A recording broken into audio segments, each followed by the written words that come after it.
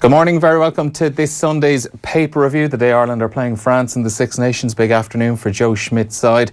We are streaming at the moment on Off the Ball across all our Off the Ball social channels. You can catch us on Periscope, on Twitter. You can catch us on Facebook Live at the moment at Off the Ball on YouTube as well. I'm joined this afternoon on the paper review by Hugh Farrelly of the Irish Mail on Sunday. How are you, Hugh? Grand, thank you. And Mick O'Keefe, CEO of Teneo Ireland. That's right. Thanks for joining us this afternoon. Hugh, when you came in this morning, I was talking to you actually. It's been, I'm sure a lot of people would have read, a very difficult week for people in your stable and the Irish Daily Mail and Mail on Sunday. Yeah, it's a strange week. People might have read about the redundancies that they're looking for in the Mail. 35 they said, job wise and stuff, but it's not just the Mail, so everyone's trying to adjust to that. Do they take packages and all this kind of stuff? But it's across the board, Neil, you know. I mean, I was talking to guys in the India, the same thing's going on there. The Examiner's being taken over by the Irish Times. They're scaling back, so you know, it's not like, I mean, there's no point I sent you outside, you know, journalists coming on and bemoaning the growth of the internet. You know, people don't want to listen to that. We've known this is going to happen for years. It's just what concerns me. And even looking at the papers today now, you know, they're so strong, so much time, effort, quality gone into it. What comes after? You know, because you're going to lose good journalists for whom it's a trade. You know, like you learn it from the ground up. You start out, you're sent to, you know, I remember doing like schools, games, you work your way up gradually, and you grow as you go, and there's codes of practice and stuff. And if these guys go, what comes after? I've already noticed now that you see journalists using Twitter as a source. Like, that makes no sense to me. Now, I'm at this 20 odd years, like, but I don't get how you can trust Twitter as a source rather than ringing up somebody on the phone or meeting them face to face. I mean, I don't do Twitter, but I imagine if you left your laptop open and your Twitter account, I could go in and type something in. I mean, you could, but people I'd be fairly unhappy with you. But you know, so the whole industry is in a state of flux, and there's no point saying, like, I'm not going to blow sunshine up News Talk's amp, but like these kind of shows are important because they emphasise the quality is there, and we've seen it in other areas like the Savija case or McCabe and stuff. That's coming from trained journalists. Yeah, and so what comes after if it's just all online? Because and I'll get off the soapbox now, but like we're in this kind of. I was up in Belfast there a few weeks ago, and we went for a pizza, whatever, and there was a family next to us with 3 kids from 16 to 9, and all 5 of them were on tablets or phones, headphones, eating pizza, like, and everyone just swiping. Like we're in a swipe culture where there's a lack of concentration, and you pick up these papers today, you have to commit to it. Maybe that's the problem, you know, maybe people don't have the time or attention, but I just worry for the quality of what comes after if newspapers go under. Yeah, and particularly in your case as well, I would have known from working on this show now for the last 6 months or so that just how often we find ourselves dipping back into the Mail on Sunday. Just there's a lot of great kind of off the beaten track interviews each week and things like that. Yeah, and I mean, all the papers are trying that, and you know, papers themselves have a case to answer. There's been a bit of complacency there. We still go along, you know, there's too much time given to the sponsors' gigs and stuff. I mean, the market has changed. I think, you know, it's not newspapers anymore. You can't keep up to speed. I mean, it just changes. Like, so more opinion, more analysis, more colour, more exclusive interviews. And the days of scoops are gone now, because you could break a story, I don't know, Conor Murray going to Saracens, and it's on the back page, and the website. You're not breaking that now, are you? No. The website. Just clear that up. Illustration. I just took that as a random example. But that type of story would be a big scoop back in the day. Nowadays, the websites swoop in and it's everywhere, so there's no need to buy the paper to read about it, you know. I think I look, and I think there's a whole kind of myriad of factors that have led us to this situation. One is the double whammy of an economic recession with a whole change in how media is consumed in this country 10, 12 years ago. And right at the same time. Exactly the same time. And I think, you know, what we're looking specifically at is people are getting information from so many different sources, and I think print has been the one that has been squeezed, and it's a shame because there hasn't been huge innovation in print in about 10 years. The papers look ish the same as what they did 10 years ago, and I think resources have been pulled out, and there's been media owners in this country who haven't put an emphasis on talent and journalism, and what's happened is the quality of the product has then suffered at times too. So you know, what we found in our industry, which is communications and media, which is a kind of a first cousin, is that we're getting a huge quality of entry-level graduates because, and I notice from talking to editors and newspapers, there's a generation that's been lost in print journalism. There's very few really talented 25, 26, 27-year-old print journalists, because why would you go into print journalism at the moment where it's at this particular juncture? And you look and see, well, where are the opportunities going to go? And I suppose in a time like this where there's so much change, there's things like podcasting and long form content. There's the obviously digital media consumption, but myself and you were talking about it earlier around big organizations, big banks, sports organizations are actually becoming publishers themselves, and they're skipping the middleman, which was always the media, to get to their end source. Now that provides opportunities for quality content, but what it doesn't do is it doesn't provide a filter for PR, and I'm coming from that stable. So, you know, having really forensic, talented, opinion forming print journalists is something that we've benefited from in this country for 3-4 decades and more. And how is that gap going to be filled in a world of media consumption via Facebook, Twitter? I don't know. I think things like this are important because you can have a conversation. Well, excellent point, because I know the RFU are unashamedly saying they want to promote their channels. You know, so they won't come out and say publicly that that traditional media is down the pecking order, but that's what they want to push everything on. You know, Facebook, Twitter, all this kind of stuff, and speak directly to the fans. And you know, that's grand. You know, you get your clips of players at training and all that kind of stuff. But as Mick says, there's no, you know, it's okay. It's very hard to criticise the likes of Joe Schmidt now. He's been so successful, but you need to have the capacity to read criticism as well. You know, and that could vanish too. But the other thing about the whole decline, and as I say, I don't want to dwell on that, on the obvious, but there's a financial aspect to it. You know, we're asking people to pay, what is it, $360 for, you know, and they're kind of go, well, I can get stuff, I'll just read what's free. Yeah. And, you know, papers, I think naively thought they could transfer it online and do paywalls. And we all know, you hit a paywall, you go elsewhere. You know, people only like putting their credit card into the internet if they're booking a flight, or, you know, so that adjustment has been tough. And the only way to do it is, unfortunately, as the papers decline and they move online, the advertisers follow online, but it won't be to the same level. Newspapers have been very slow to evolve, and then they went for the model of pushing the newspaper content online and giving away for free, which is absolutely crazy when you think about it. And you think of the business model of the newspapers, and you know, it's on print. You got to cut down trees to make. You got to put these things into a print machine. You put them in a car and you put them out to shops all over the country. As a business model, it's a very difficult business model. I still firmly believe, and I'm not saying this as a dinosaur of media. Like, I think there is a future for print, the same way there's a future for long form radio content, and it just needs to bottom out. I think in terms of where I think people will struggle to pay for news in a newspaper, but doesn't mean they won't pay for other things. Almost like a magazine. Yeah, they'll pay for features, opinion, and some of the stuff we're reading today. It's not the best day ever for sports journal, but there's some brilliant stuff in here. Yeah, that, you know, if you get time to get into it, that you won't get elsewhere, and it is a different product. And you know, you go back to, you know, we used to lobby for the publicans. Very bad example now, but like people say, oh, you can buy a can of beer for 99 cents and you've got to pay $4.50 in a pub, and you go, well, that's fine. If you want to drink a can of beer in the field, that's fine, but a pint is a different experience. Yeah. And a newspaper, how do we get here? You're out in the field drinking Dutch Gold. My point is that it's a different experience, a newspaper, than flicking on the bus on your phone, and it needs to be sold as such. But I think the papers need to evolve as well, and they haven't done because they haven't had investment to do so. Everyone's, you know, it's nervy. It's interesting to say about radio, actually, because radio hasn't changed essentially since the days of, you know, John McCormack on the wireless. Like, people can still do stuff and switch on the radio. So radio's kind of survived. Do you find that, or? In bits and pieces, like they're, you know, like we look at what we're doing at Off the Ball, and we've put so much emphasis in the last year about, you know, we've put this studio together so that we're not just going out on a Sunday afternoon on a radio station. We're going out across YouTube, we're going out across Facebook. People on Twitter can see us through the Periscope link.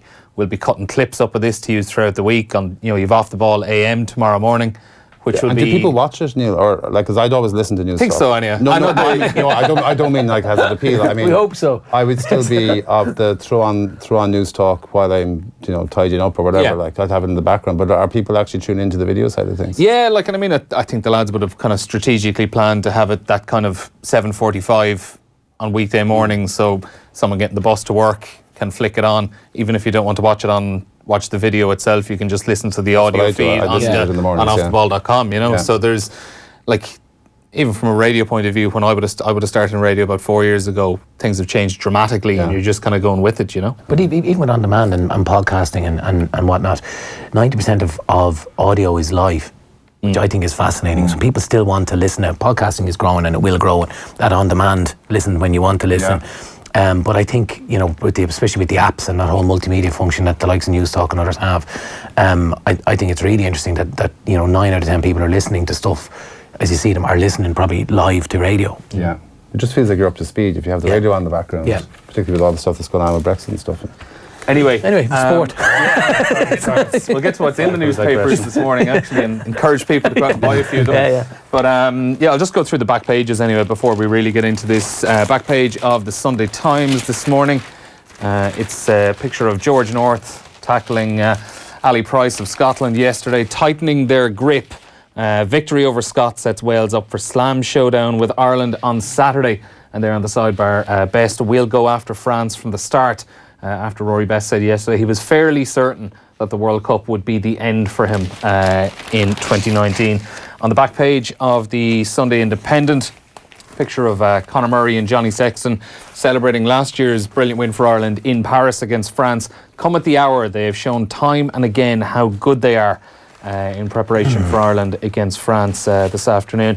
And also there on the bottom, Solskjaer considering legal action against bookmaker. That's after Ole Gunnar Solskjaer hinted he might be taking a bit of action against Paddy Power for use of his face on promotional material. On the back page of the Mail on Sunday, in the clear, offside row rages over Sterling hat-trick as City go 4 points clear of Liverpool at the top of the Premier League. And a picture of Raheem Sterling celebrating his opening goal yesterday, which, if anyone was watching Match of the Day last night, was a country mile offside. And also at the sidebar, Pochettino accuses his Spurs side of arrogance. That's after Spurs fell further back into now a race for Champions League football after a third league defeat in 4. Back at the Sunday Mirror, Sterling service, City 4 points clear of Liverpool as Pep brushes off Juve link. And also then, Man United exclusive, out of this world, Barcelona star wants Old Trafford move. We'll see in the summer how that one goes for Philip Coutinho, whether or not he's going to Old Trafford to probably join Ole Gunnar Solskjaer, because as the Sunday World say, Ollie's in no rash. Manchester United boss Ole Gunnar Solskjaer has confirmed he will shake up his team for today's vital Premier League clash with Arsenal. And they're hinting as well Champions League hero Marcus might get rested for the afternoon today. They're also promoting they've a big Cheltenham 2019 pullout. There's plenty of Cheltenham content across the papers today ahead of that getting underway on Tuesday. We'll be talking about that obviously. The Star are also going with Philip Coutinho. Come and get me, Phil plea to United. Philip Coutinho has issued a come and get me plea to Manchester United. Barcelona's Coutinho, 26, has confided in a number of Spanish players that he would love a move to Old Trafford. Love to know how that one will go down with Liverpool fans if it's true. And also on the back page of the Sun then, it's Lolly Gunnar Solskjaer. United £6 million goodwill gesture. Manchester United will pay Molde £6 million as compensation, well, as a goodwill gesture apparently, to appoint Ole Gunnar Solskjaer, even though they could get him for free. Okay, we're going to start today, guys, with the Aviva Stadium this afternoon. You're both going to the match, aren't you? Yeah? Yes, indeed, yeah. So that's why we're on a little bit earlier than normal today for a Sunday. But anyway, there are a couple of pieces that you found interesting coming in this morning. First one, I think, was Brendan Fanning in the Sunday Independent. Just a very little interesting kind of I suppose it's like a profile of French rugby with a number of Irish players who have either played for Ireland against France or who have gone over to France to actually play rugby themselves. Yeah, like it's game day and there's a lot of stuff about the match obviously, but you know, it's all pretty consistent on the team. You know, this is the day Ireland get back on the horse type stuff, and you know, or this is the day we really start panicking. Yeah. But I think the interesting stuff is around it, because you know, as I was saying to you before, it's a weird Six Nations. Like I just get the sense that there's a theory that Joe Schmidt wouldn't be coaching Ireland now if we hadn't lost Argentina last World Cup. That is, he's consumed by the need to right that wrong. And we've seen before, when we look ahead, like we saw it in November, the performance against Argentina was poor because all the focus on the All Blacks. Even in his first season, performance against Australia was poor because focus on the All Blacks. And the whole thing feels like can we just get this over with? Like, now, there's a lot of talk about getting, return to form and settle confidence and all that. And my issue would be, that's fine, but like the whole thing starts again in August anyway. These aren't bad players. We all know this. Like, this isn't a bad team. We know that. They can start again. So does beating France matter that much? I'd rather know who's our backup full back. Yeah. What happens if Sexton and Carby are injured? If it's Carty, start him. What happens if Murray's injured? Is it Cooney? He's 5 minutes off the bench isn't going to do it. So there's all that stuff going on around the match, and then because it's France, where the old cliche, no one knows what France will be. There must be, I'd say, as a journalist, there must be a great team to write about France. Oh, There's always something on offer from them. There's just this. It's mad. Like I did a thing last week on Bernard Laporte, who I didn't know much about, and I went digging and like. We were talking. Yeah, I remember stuff. Joe was talking about it on the panel with the guys last week. It was links to here, and he's in the government, and and then he took over training, and maybe that's a threat for Ireland today. But he's taken, like, that guy knows what he's doing. He's won 2 Grand Slams. He turned Toulon into a 3-time European Championships. But they're a fascinating thing, and Brendan's done a really nice thing here. It's a very low key build up, isn't it? It is kind of, sorry. No, sorry. It is. It's a hard one to. Because are we any the wiser if we win by 7 points today? Yeah, and there's this some of the other piece before, around the 2007 analogies there, and then you've got the Fergie analogy with the long goodbye with Joe, and now we have Joe's last game in the Aviva managing. Like, there's this kind of thing that's kind of this kind of side narrative that's happening as well. And again, as you say, the tired cliche of what France will turn up, but I actually think this year it's actually true, because you don't know what France is going to turn up. Oh yeah, like you. I just know from being in here, you're going out of your way not to say it. But you can't help not saying it. After the Wales game and then the England game, and then they go and do that to, a very accomplished professional performance against Scotland. The complete opposite of what they've done. They have some talent. I think Stuart Barnes is mentioning here about Dupont, the scrum half. Like, he's savage. Yeah. And he's saying if he gets on top of Murray, that could swing it. I mean, the likes of the Entamax Young for about half. I mean, I think Stuart Barnes said a lovely thing about that, actually. Sooner or later, with the way he's going, people are just going to stop referring to him as Emil's son. Yeah. It's like Dean Rock, is it? Yeah. Anyway, on this Brendan Fanning piece, just to outline the people he's spoken to, so you've Terry Kennedy, who would have played for Ireland between 1978 and 81. Stephen McMahon, who's currently playing for Carrascon. I think he's about 20. He's 23 years old. Then Ken O'Connell, who would have played for Cast in 97 and 98. Kevin Maggs, former Irish international from 97 to 2005, who had a few years in France as well. Jamie Hagan, former Leinster player, who's currently playing with Beziers over there. He's also spoken to Philip Danaher, the former Irish international. Mike Prendergast, former Munster player who's had spells playing in rugby in France and coaching over there as well, is currently with Stade Francais. And also Dennis Fogarty, the former Munster hooker, who's currently coaching now over there, I think. So there are just a couple of nice nuggets about the idea of playing France and just the culture of rugby over there.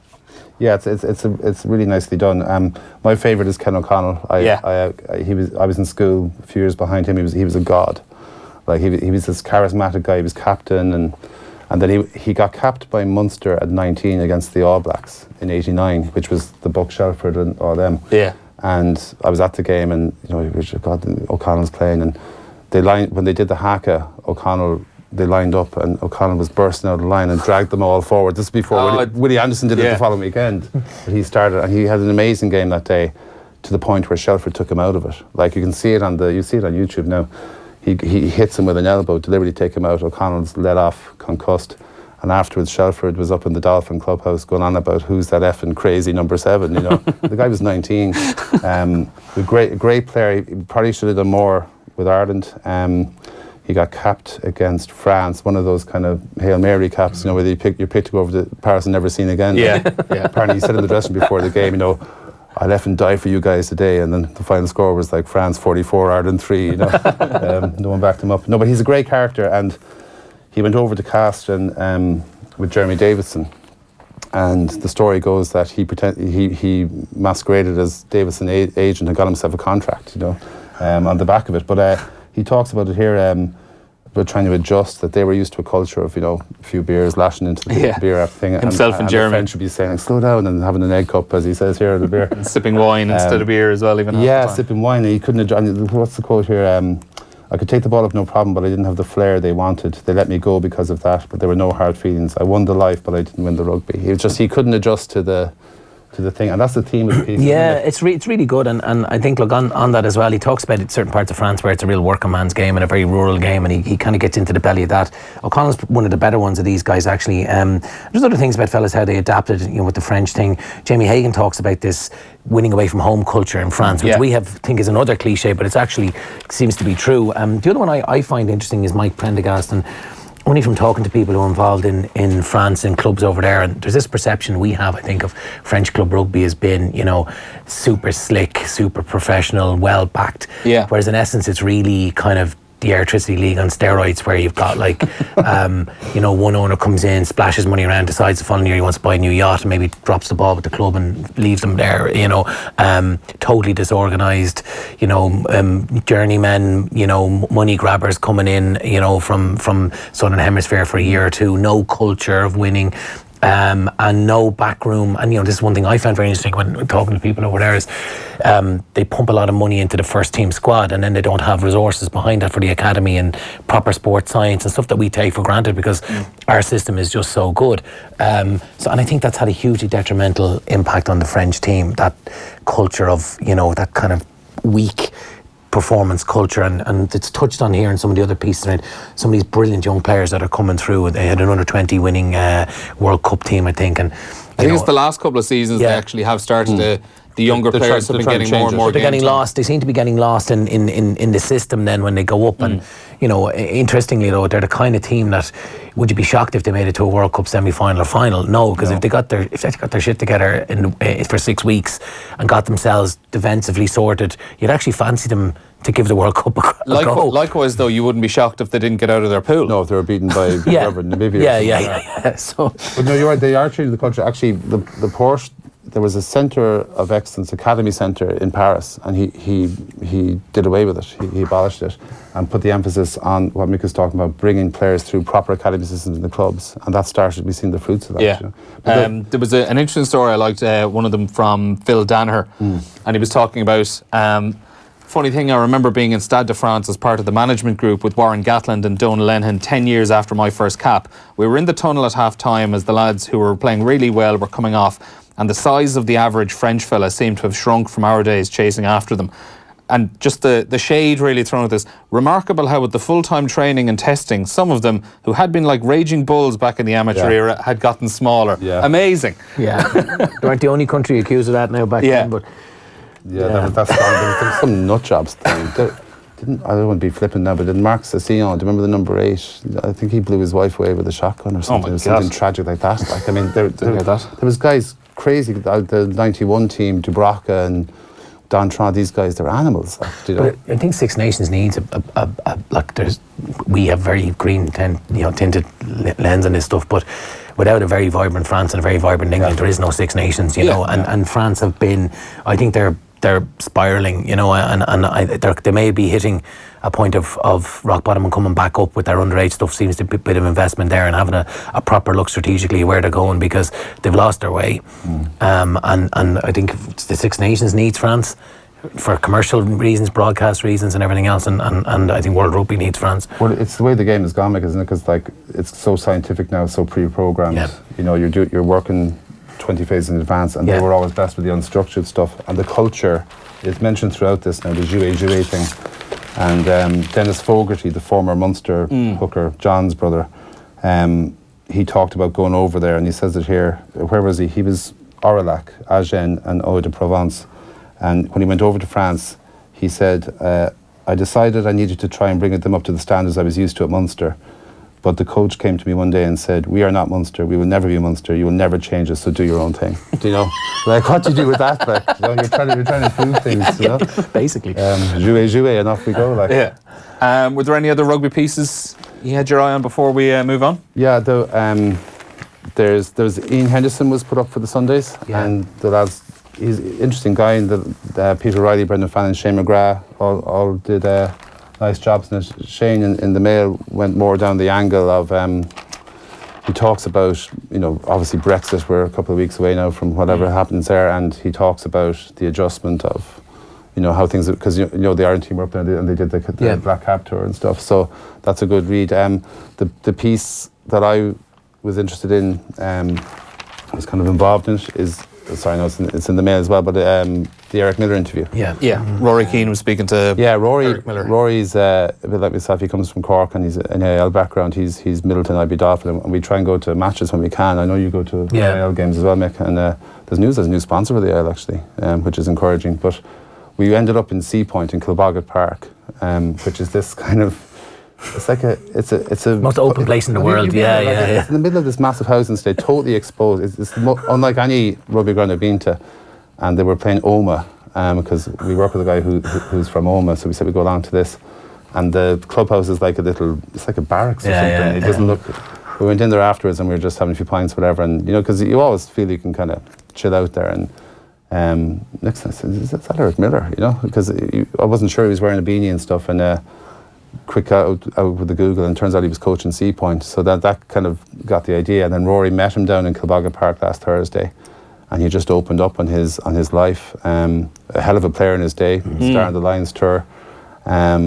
Walked away from rugby, like he was part of Six Nations. 30 years of age. 30 years of age, he walks away because he says it there, it was eating away at him. You know, there was financial implications doing that, but he just didn't want to do it anymore.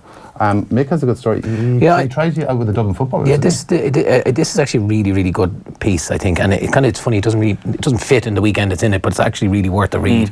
There's no French thing or anything like that, but it's actually, and the Mail have been good enough to pull out all the best quotes for us. But from my own perspective, remember being an under 21, you know, and you know you're probably relatively fit, and you know, person on the Dublin 21 panel and whatever else, and Kilmacud were playing Ballyboden. It would have been the middle class South Dublin rivalry as it was. The middle class cup.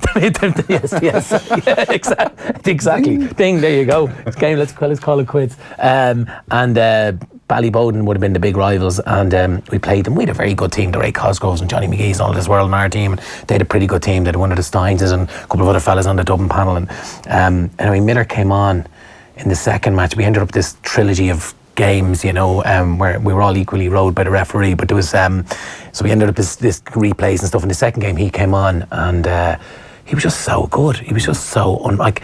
And what I just thought about him, like from a rugby perspective, you kind of had this perception of big ogres, but like he was just very talented. He had good feet, good hands, and I think his career was defined by that really early part of his career where he was always the young guy that went on the Lions tour and had this exceptional early part of his career. And he's probably harshly enough, I think, judged in some respects. But you read some of the stuff here around. And seems to be a deeply kind of insightful when he comes to rugby anyway. And he talks about the team that he played on and how they didn't achieve what they achieved, which would be a common enough theme from fellas who played in that era. About Joe Schmidt, which is very interesting. He talks about how he admires Joe, but really, you know, how do we play when things go wrong? You know, and it's kind of what he's trying to ask there. And on the French, he's talking about, you know, he's getting really into the belly of, you know, well, why don't they turn up? You know, they have these brilliant, very, very strong characters, but, you know, it doesn't seem to be happening for them. And it's really, really good. I know Hugh with some of the personal stuff as well. Rory said, like, he spoke to him for about 50 minutes and then he had to go out training on a filthy night, you know, and the coaching seems to be vocation for him. Like, Rory said he could have taught for an hour and a half, you know. Yeah. But the coaching story is fascinating because like he talks about developing players and the life, and it's not just about, you know, pitch ruck you hit or whatever. It's about how are you getting on with the mortgage, you know, if you can't train today, that's okay, give me a shout after. All that, he's big into all that kind of stuff. But as part of his coaching career, he ended up in Sri Lanka. I didn't know this is the absolutely fascinating part of it. It's incredible stuff. Now, we didn't focus on it overall in the headline and stuff. I mentioned Sri Lanka because I think he doesn't want to go big in it, right? But he was coaching schools rugby in Sri Lanka, and they have this kind of massive schools rivalry thing. The Bradby Shield. The Bradby Shield, which gets 20,000 people at the game and is on national TV. The president of Sri Lanka was there and all this. So he's coaching over there. He has his wife and a young daughter over there, and his wife is volunteering in the local orphanage. And she develops a bond with one of the girls there. I think it's Nisha is her name. Yeah. who suffers from a rare form of cerebral palsy, and they just decide we're going to adopt this girl because it was a bond.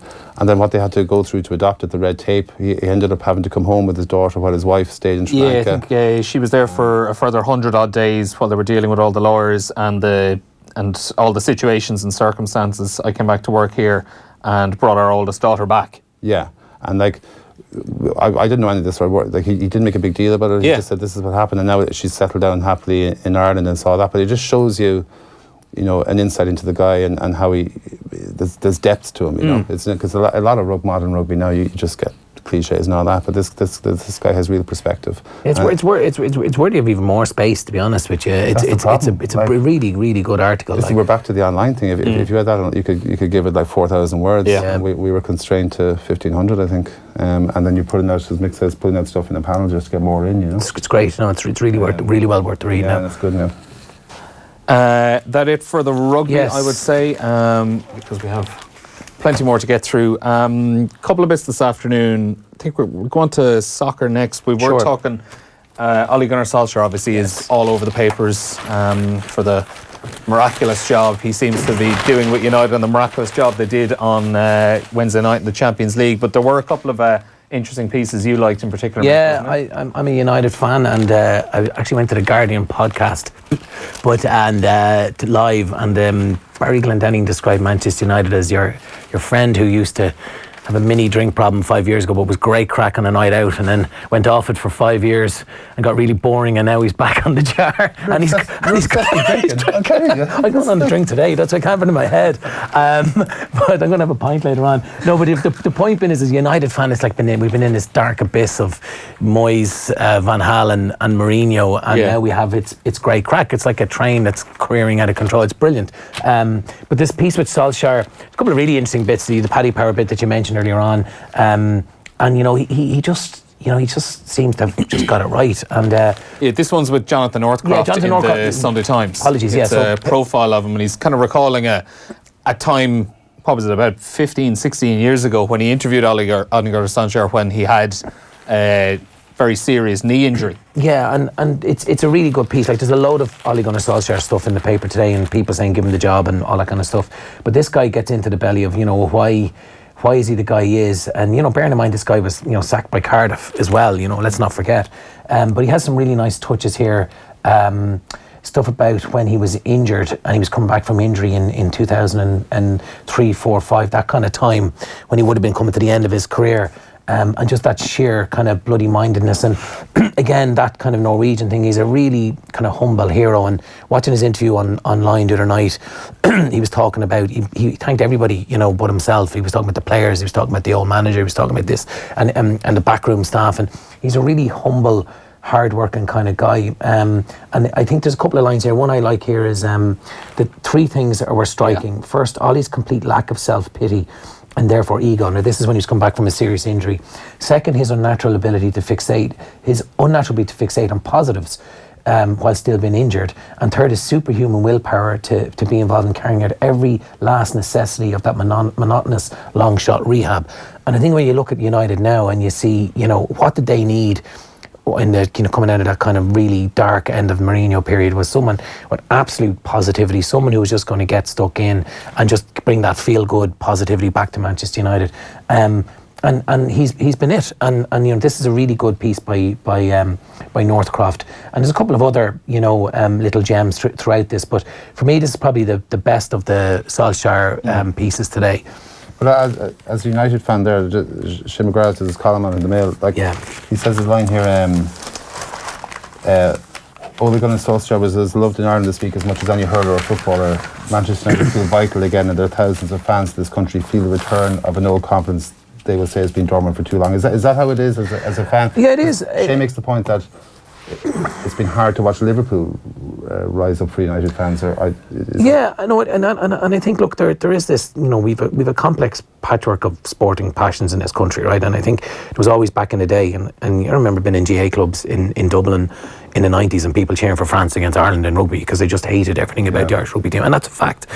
Out there. I think it's far less now, though. I think there's a thing now where people are sporting fans now, and you can be, and that's why I think there's a bit of a slight burst of the bubble with rugby now. People are happy to go from bandwagon to bandwagon, and where we all love sport. It doesn't mean if I can stand in Hill 16 one day, doesn't mean I can't go to the Aviva the next day, or I can't support the women's hockey team, or take joy in Ciara McGeehan or something. I think people can flip between sports now. I think Shane McGrath's piece he touches on this a little bit, this whole kind of thing around soccer, and there's this kind of snobbery around, well, why would you support a Premier League team? Go watch a League of Ireland team, or go watch Gaelic games, and they're our sport. And these fellas are tattooed aliens over in the UK making billions, but he talks about there's stories that explain the pervasive popularity of the Premier League. This kind of sniffiness at Irish people supporting English teams remains a common pose. It's its roots in history, and a particular belief that a passion for GAA is a more fitting pastime for patriotic people. And I think I think we have to blow this thing up in this country. I think you can support Manchester United, and we do have this deep heritage of soccer fandom in this country, and it's huge. And similar, we have brilliant indigenous Gaelic games, and we have a brilliant history of rugby and all this other stuff. And I think McGrath it goes off point a little, but he starts with Ole Gunnar Solskjaer as how he's kind of ignited this kind of little passion in Man United fans. Again, as a United fan, I'd agree with that, but it doesn't make me any less a Dubs fan or whoever else as well. So Can you a concept that possibly people might struggle with is, can you be so passionate about a place that you're not directly affiliated to? Whereas if you're passionate about Dublin football, it's easy to explain. Do you know what I mean? But that's something that I can't. My emotions can't be affected by a team that doesn't care if I live or die 700 miles away. No, and I think and I think it's quite complex. And I think there's a couple of things. One is emigration, and I think a lot of people in Ireland would have emigrated, my parents included, to place in the UK, and their sporting outlet may have been going to watch a football league match back then. I think that's one part. We have a very strong connection. Donegal people in Glasgow, Irish people, Birmingham, Liverpool, Manchester, London, and I think there's a genuine connection with those places. It's not Borussia Dortmund, right? It's somewhere that's across the water. That Dublin was, for all intents and purposes, a colonial outpost and a tough town. The same as Glasgow, Liverpool, just drop and fit. So there is a connection of people there as well. And I think that was passed down from generation. I think football had been a working class game, and I think people would, travel in there and still travel in their thousands. Now, I'm not that kind of real passionate. I get on the boat at 5 o'clock on a Saturday morning and go watch a Premier League match, but I can understand where it comes from. Do you refer to United as we? No. I don't. But I think the 80s did I think the 80s did a job. Then we have a lot of Irish, like Roy Keane, captain Manchester United. He's from Cork. You had 3 fellas playing for Manchester United, and lads who won multiple European Cups. You think about it now, the Ronnie Whelans and Mark Lawrence, they were fellas who played for Ireland, who were winning stuff at the highest level. I think the advent of professionalisation of rugby in this country changed the dynamic, because people had something great to watch at home all of a sudden, and the GAA becoming much more kind of accessible and better quality has also changed that dynamic as well. And the League of Ireland is now changing the dynamic, I think, a little bit from a football perspective, and that people are beginning to go. It's almost become hipster to go watch the League of Ireland, which is complete. Is there search in the League of Ireland? I think so. Yeah, well, I've just noticed, I could be completely wrong, but what I think I've noticed in certainly the first few weeks of this season is I see a lot more people talking about it probably than I would have even this time last year. And I think in part as well, when they changed that rule to allow the kind of goals be posted online as soon as they happened. Oh yeah. I've seen way more excitement on Friday and Saturday nights rather than people having to wait until Monday evening to watch it. There's always an appeal of live sport. I've been to Cork City a few times, and Turner's Cross is one of the best. Yeah, it is, yeah.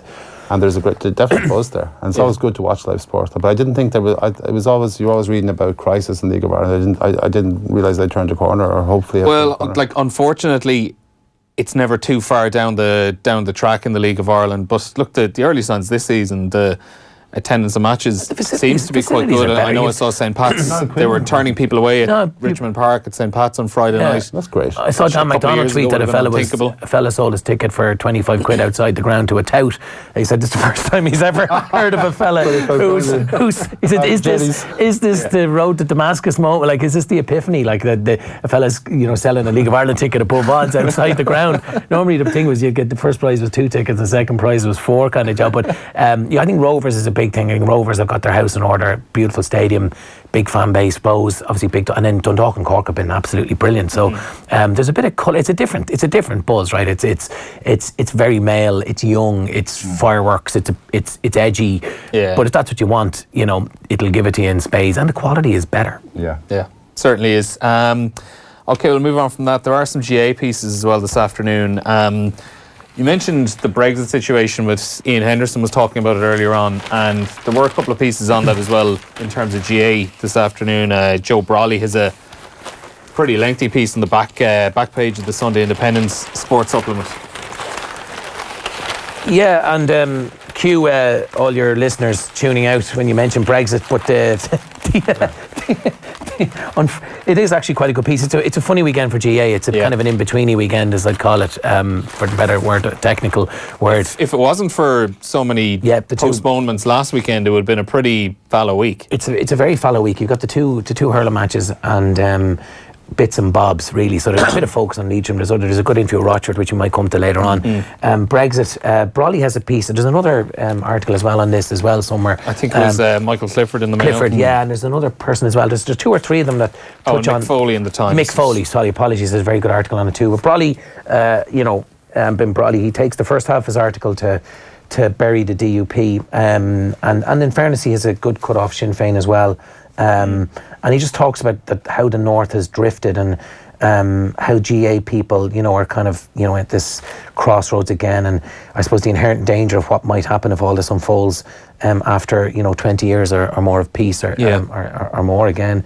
And he talks about the role the GA might play. And look, I know the GA, you know, has done an awful lot of work to unravel itself, and it's very much seen as apolitical and would take that stance, and rightfully so. But can the GA or should the GA play any role in what's happening and unfolding in front of us, as much as we can decipher what is unfolding in front of us? It's a good piece. It's worth reading, simply because Brawley has such a good way with English at times. So it does emphasise though, like, it's quite biting, isn't it? Yeah, it is. Yeah, it really is. And it just shows you. Now, we won't get into it, but like, I don't think Brexit's going to happen. So this is all, you know, moot in a sense, but it can't. But anyway, like when he's talking about it, he's quite strong, and he's very clear where he's coming from.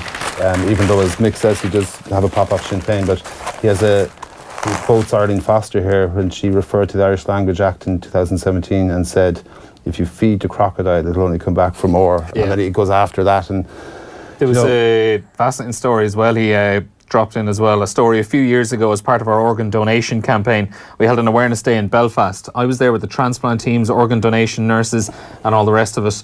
I had invited DUP Health Minister Jim Wells. It is obviously of great importance that the Health Minister understands the life and death area in order that he can make an informed judgment about whether or not to support or what to support or not to support. Throughout the event, Jim sneeringly described me in the presence of stunned transplant surgeons and nurses as the Londonderry GA player who brought the Sam Maguire back to the United Kingdom.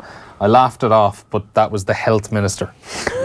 Yeah. But I think, I think one of the main focus of his piece, and it's slightly different to the Michael Foley one, is I think he just is despairing at the basket case that Northern Ireland has become with a dysfunctional, non-existent government. You've one of the biggest parties doesn't take their seats in Westminster.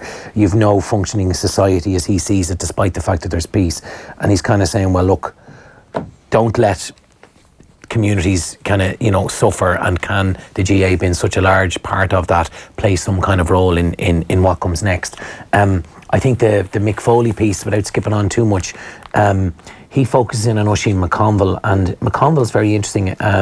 Wouldn't be a guy that would be political in any way, shape or form, but he's from obviously from Crossmaglen, which had its difficulties in the past, but he's talking about, like hard border. He says it's even hard to contemplate. Why would anybody want to jeopardise what we have now? Beggars belief. For some kids up here, you don't even want them growing up in the same environment as we did. People in the community I live in feel isolated. And he finishes up with people have so much shit going on in their lives, so much stuff going on in their lives. The last thing to want is start fighting again. If it's a fight no one wants, it's a fight that no one will win. And it's just, it's quite depressing. Though. Yeah, it is depressing. It's very interesting, and Bradley's a good read, and Mick Foley and Mick Clifford as well. But you can see people taking entrenched positions again. And it's heavy going. I mean, Clifford's point in the Mail is that the GAA are being urged to promote United Ireland. To come out behind that, and he's saying they can't even get their own house in order, and he's taking a kind of a wry look at it. But as Mick says, the overall horizon it's hard going. Well, I think we've all woken up and realised that it may or may not happen, and I think, and without going back to rugby too much, but I think rugby is well adjusted that way. I mean, from the Henderson piece earlier and stuff, like the hockey we saw with the women's hockey team in summer, it's a 32 county game. The price you pay is Ireland's call. No, I know there's people come out and ranting about this. Why are we singing this? Wolf tone stuff. Yeah. But we all know there is a serious reason. It brings everyone together, and you might like the song, but Yeah, exactly, and like it's great. We've a captain from the north, and plenty of players, and it just works, as AIL up and down, and then you see what's going on in the GA and how. Now it's obviously far different history there, but. It would just be very grim if it goes back to anything like that.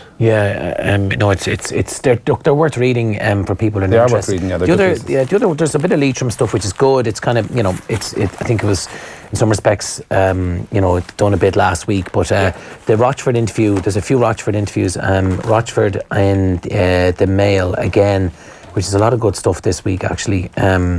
And he talks about Mayo past, misses. He's in I think an AIB. It's a pure gig, but it looks of it an AIB ambassador because he would have been involved as a player and a manager. I think he's holding up an AIB. Yes, and he's holding an AIB ball, which is probably the hint. Yeah, it's probably the other. Sorry, fair point.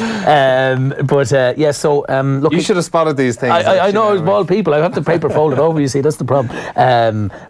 No, it's a good article. And look, we were talking about it. There's a couple of things strike me about Rochford. One is. I don't know how he's been judged, and I don't look what you like about how other people judge it, but I think James Horan left Mayo kind of with his reputation intact, as has been seen by his return. And you look at Rochford and you go, he kind of left, I think a little bit, even though in some ways he probably got even closer than Horan did, and he got Mayo to that point where people thought Dublin been the best team of all time, and they could have beaten Dublin twice at least.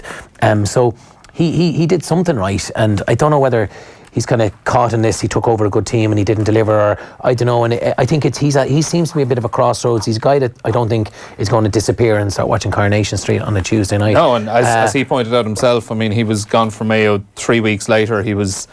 He said it certainly wasn't a knee-jerk reaction, but I think he said pretty much within 3 weeks he was off at Donegal. Yeah, and I think that'll be a very interesting one to unfold. He comes across with some interesting stuff here, and it's something that teams, rurally based teams, when a better way of saying it, have said about players based in Dublin. Yeah, he says it's up to the county board to find the means to get them employment in Mayo, which I think is very. It's really interesting. That would make a huge difference. It's a really interesting point, and I think back in the day, some of the Ulster teams kind of forged this course of trying to get fellas to work 3-day weeks in the summertime.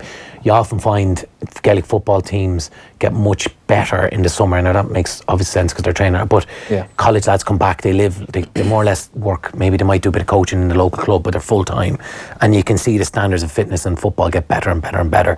And I think the feeling is that if you can get your guys doing as little work as possible and living locally and cutting out the commutes and the travels, it makes obvious sense to me that would have a big benefit. There's a massive financial implication to that, and that's why you see things like fundraising and commercial boards and that kind of stuff popping up, because it's an expensive business if you want to win in All Ireland. It's not about necessarily the physios, and it's about being able to enable fellas to maximise what they have. Yeah, and Mayo even are only one of countless teams across the county who have a core group of players who are based up in Dublin. Maybe there might be other counties of lads based in Cork or some of the other bigger cities, but you've upwards of 10-15 lads training separate from the team on a Tuesday or Wednesday night. And I think that, and I think AIL, from looking at other sports as well, like there's been a drain of players to Dublin as well, and Dublin clubs have dominated, in a way, and Dublin club wouldn't win a AIL to save their lives. Yeah, you look at the glory days of the AIL back in the 90s, and now you look at it, Shannon, Young Munster, Gary Owen. Limerick guys up in Dublin like yourself and Cork lads, and they're all going to Dublin clubs, and there's been an upturn there. But I find Rochford very likeable, and he came so close. Like, I mean, they As they say in the opening, the manager who went closest to beating Dublin. No, not Stephen Rochford is not about to get this printed on a business card. But Horan's back there for a second go at it now, obviously. But they became a kind of it reminds me a bit of Munster when Declan Kinnick had them so close, goes away, comes back, and then the Holy Grail and all that stuff. And Horan's going to do it now. But like I didn't know what Mick was saying there, that he didn't leave with as much a positive legacy as Horan, because he. I just don't think. I don't think he wasn't a darling. I think Horan, the media, and I think Horan was seen as a top class manager, and I don't think unfairly that Rochford was put in the same bracket. Do you think maybe people kind of got the impression that Rochford just kind of the team was built and he just brought it a little bit further on where Horan kind of started it all? And Horan's back. Is that the perception that's out there, really? Not necessarily what I think. And people who are closer to it will have a far different perception. I'm just looking at it from a Dublin. You read what you read and what you see, and I don't think he has given the credit that he deserved. Would be what I'd say. And I think last year when they ran out of road, I think it was a natural kind of tired team thing to do, where they just went out early, and probably the best thing that could have happened to them, to be honest, in some respects. Yeah, I think even some of those Mayo supporters needed a summer off. Yeah. They were do the edge so often. I'm only partly joking. Like, I know a lot of people from Mayo, and just seeing them every August and September, drained, emotionally, absolutely drained. Yeah. No, I agree, and I think I remember when Dublin beat Mayo that time there a couple of years ago. It was like some dub said beside me, it's like hitting your sister, like you get no crack out of it. So they're just seeing them drained of it just means so much. I was at a wedding in Mayo. You hit the sister after a few cans, Jesus Christ. My point is there was no joy in it. But as an aside, and I always think this when I read about GA managers, and I defer to your GA knowledge here, but there's all this talk. I had a contract up to 2020. I had a deal to thing. Are they? I thought they weren't paid. Well, it's an agreement, really, isn't it? Yeah, it's not. There's no letter of. They're not full-time employees, but they're given a term which gives certainty to them and gives certainty to the squad. Yeah. But that and can expenses not that are built into that. Yeah, well, like this is one of the grey areas that I think if you flash back to rugby in the 90s, I'd say it's pretty similar in that there's a lot of grey areas around. Yeah. Mileage and expenses are things, and look, I have no issue with managers. Like, they should not be out of pocket for running their county team, and in fact should be heavily compensated for doing so, because they're in the media glare. They're expected to be spokespersons for the team, train the team 4 or 5 nights a week, put their lives on hold, and just have it all above the counter, and under massive pressure. And I think that the mileage and the expenses and whatever else that goes with it, fair play. If they, whatever, I don't have any issue with that. Mm-hmm. And on Dublin as well, he's talking the other teams. Honestly, I think the gap is closing. The gap closing? I think nothing lasts forever. I think Kilkenny, the gap. People talk about Kilkenny, and I think Dublin are similar. I think the gap is closing. I think Dublin have had an exceptionally good team, an exceptionally good manager, and at times the field has been weak. And I think what's happening now is that there's 4 or 5 other teams are catching up, and even the next tier teams are getting better. And I think with this and Dublin, they've had unique players, once in a generation players like Stephen Cluxton and Brogans and stuff of this world who, are almost irreplaceable. Now they've a whole heap of other ones coming through that look almost irreplaceable as well. But I think the gap. Dublin have no divine right to win on Ireland this year. I think it's going to be close, and in fact the Super 8s have made it so that Dublin could have got to an All-Ireland final in the past, haven't played one Division 1 team, haven't come to Leinster, and you get to maybe a semi-final, you get somebody now going into Super 8s. You'll probably have to play 3 Division 1 teams there, if minimum 2, and you'll have to play another one in a semi-final and probably another one. So you have 4 or 5 Division 1 teams to get through to win an All-Ireland this year, which is great, but it also makes it so much harder for Dublin, and that criticism of coming through Leinster and getting a free crack at that run is that criticism is now gone as far as I'm concerned. So we'll get into Croke Park another day. We'll get into Croke Park another day. Before we wrap up though, there's a huge amount of Cheltenham coverage, obviously. Cheltenham Festival getting underway this Tuesday. Huge topic. There were a couple of pieces you had picked out? Yeah, no, I wouldn't purport to be a racing fan by any stretch. And to be honest, I have a bit of an issue with Cheltenham. I don't think we cover ourselves in glory when to a degree when you have television images of flowered-faced, Irish lads off their tree singing "Ole, ole, ole," on a sport that essentially revolves around gambling. But anyway, but there are great stories in racing, and it's a huge cultural impact, particularly in this country. And the interview with Ruby Walsh that Philip Quinn did in the Mail is very good. There's one small line actually just that jumped out of me even in it. Whereabouts am I going now? Whether this week's, he's talking about how he's won 14 of the major races out there. Whether this week includes another major remains to be seen, but Walsh's aim is to ride a winner and be on the plane home on Friday night that he booked. Well, I think with Ruby, I think what I find fascinating with this interview is the kind of company he keeps, and he has a lot of non-racing analogies that he brings in throughout the article. And you look at the kind of guys that he talks about: Henry Shefflin, Paul O'Connell, Ronan O'Gara, Johnny Sexton, and you get a sense of a fella that's absolutely obsessed with his sport and obsessed with performing to the best of his ability, which these guys that you mentioned there are. And he talks about the exhilaration of being in the arena and having to perform, which hurling record breaker Henry Shefflin likened to a drug. He asked about would he be scared to think of a Cheltenham without him, and he quips, "It's effing petrifies me." And he talks about his stuff, and he even at the very end concludes with that, what would you do if you weren't riding horses? And he talks about managing the All Blacks. Coach the All Blacks with Ronan O'Gara, who's a mate of his. But he goes, it's a good piece. What if there were no horses? What then? What would it be? I wouldn't be the President of Ireland, that's for sure. I wouldn't be the Taoiseach either. Jesus, can you think of anything worse? 400 beds in the corridor in Tala. What are you going to do about it? What the fuck can I do about it? But it's a good piece, and I think he's very raw, isn't he? He's raw, yeah. And he's a big figure. I mean, everyone knows Ruby Walsh. He's charismatic. He's hugely, as Mick says, successful at what he does. And then he, and Philip kind of puts this to him. This is the biggest week of racing in the year, and you're a marquee guy. And he says, no, as Tony McCoy always says, when people stop recognising you, you are effed. I'm a jockey, I'm not a rock star. But he is kind of a rock star in racing terms, as Philip says Irish here. sport, I'd say he's one of the most recognisable in Irish sports, would you say? Oh, he is, yeah. In this niche, he would be, he plays it down. It's just 1 week of the year. There's 51 other weeks, but it's a hell of a week, and he's front and centre. And I look at Cheltenham is a big deal. I think back in the day there was this bookie crazed mania. There was €5 betting vouchers with every paper, and we had this kind of unhealthy. And look, I think racing's had a bit of a juncture too. And what I find interesting in terms of its relationship with gambling and gambling now been in the spotlight now as something that needs to be addressed as a societal issue.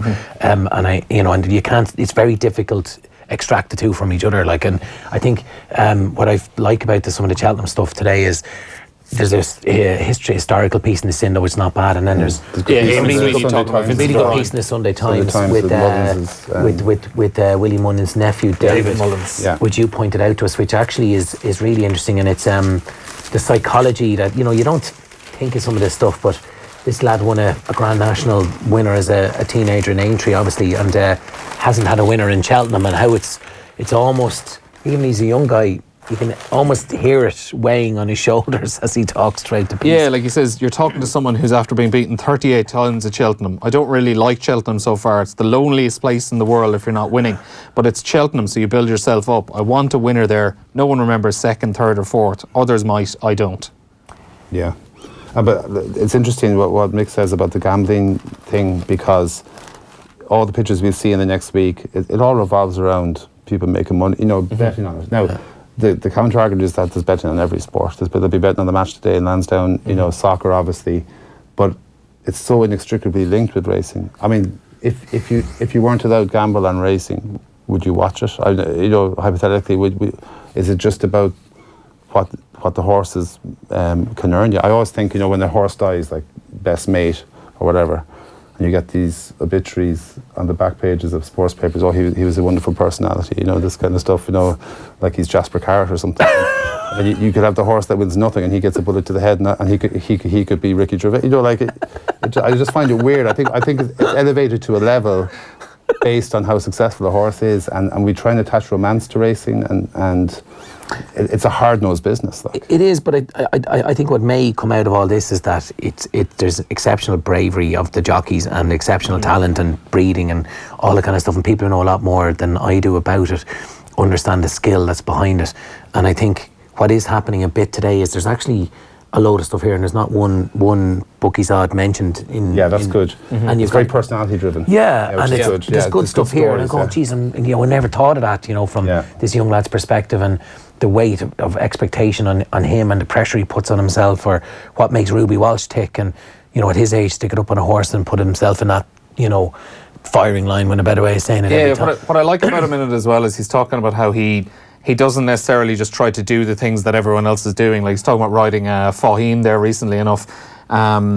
He sometimes takes chances. At Punchestown last April, he rode Faugheen. The former champion hurdler had run a dull race at Cheltenham, and they were trying 3 miles for the first time, searching for a spark. The bland expectation was that he would be ridden quietly to conserve his stamina. Willie said, "What are you going to do?" When I said I was going to bounce out and make the running. And he kind of looked at me as if I had 10 heads, but then said, "Right, okay, that's fine." Faugheen won by 13 lengths. Yeah. Yeah. Sorry. You don't always just have to follow. It's just a nice... he comes across as someone that kind of just tries to forge his own path a little bit. Yeah. And what a hard path. I mean, even I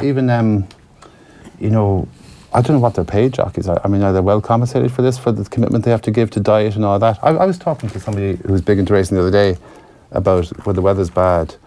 They've no heat protection in what they're wearing. They're wearing this flimsy kind of thing as light as possible. I'm sure even any ounce of weight would be something they don't want to have. It's incredibly hard life, and the commitment to it. Not to mind the injuries and the falls. Yeah. And he talks about as well here the uncertainty of the job, and I think it's something you don't think about either. And I suppose Eamon Dunphy was the first to really unfold all this, but his brilliant book a long time ago now. Yeah.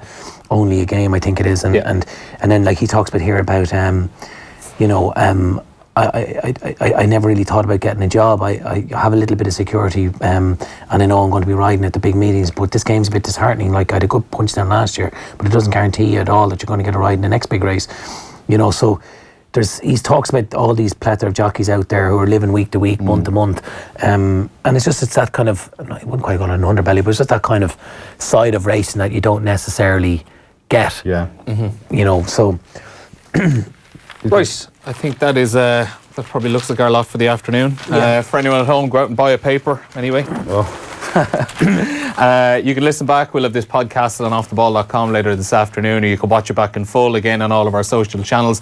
Don't forget to join us as well on Off the Ball on the radio at 1 o'clock. We'll have commentary 2 Premier League games this afternoon. We'll have Chelsea against Wolves from 2:05. Ian Beach and Kenny Cunningham on commentary. And also at 4:30 we'll have Arsenal against Manchester United. Stephen Doyle and Gary Breen at the Emirates. Andy Dunn is also going to be at the Aviva Stadium for us this afternoon to keep us up to date on Ireland against France. Until next week, though, on the Sunday papers, we'll see you then.